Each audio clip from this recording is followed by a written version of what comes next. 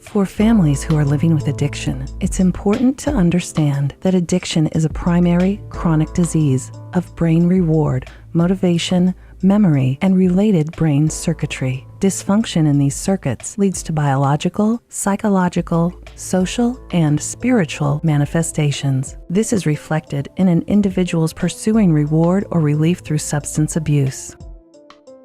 Dr. Dominic Serrallo is professor and chairman of the Department of Psychiatry and psychiatrist-in-chief at Boston Medical Center. He leads a research team that studies alcoholism and addiction.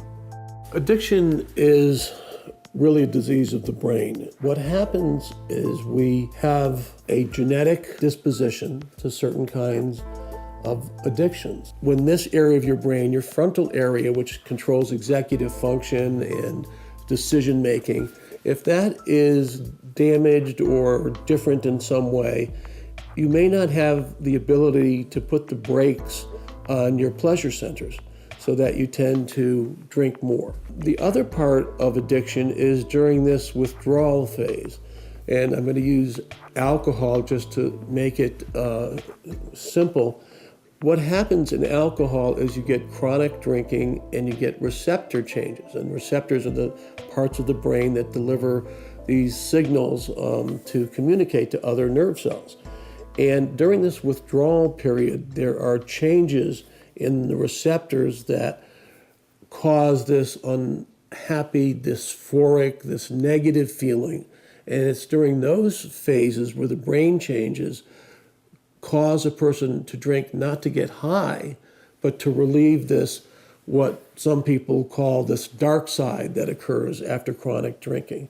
And each drug follows basically those kinds of brain patterns. I have a son who is addicted. I don't know to exactly how many substances. I know he's definitely an alcoholic. It's a disease in that it's taken over his life just like any disease would, diabetes or heart trouble. Philip Valentine is the executive director of the Connecticut Community for Addiction Recovery. Working one day at a time, Philip has had 25 plus years of sobriety from drug addiction. I do know for me that anytime I used something, it was to feel better. And I also know for me that I used to alleviate the fear. Because I was for whatever reason, I had a lot of fear, but when I drank or when I used drugs, the fear went away. And somewhere along the line, the substance turned on me. And it wasn't doing what it used to do, and it was causing me much grief, much pain, and my life had become unmanageable. But when my life became unmanageable, when I was doing things I didn't want to do to get the substance I wanted, to me that defines addiction.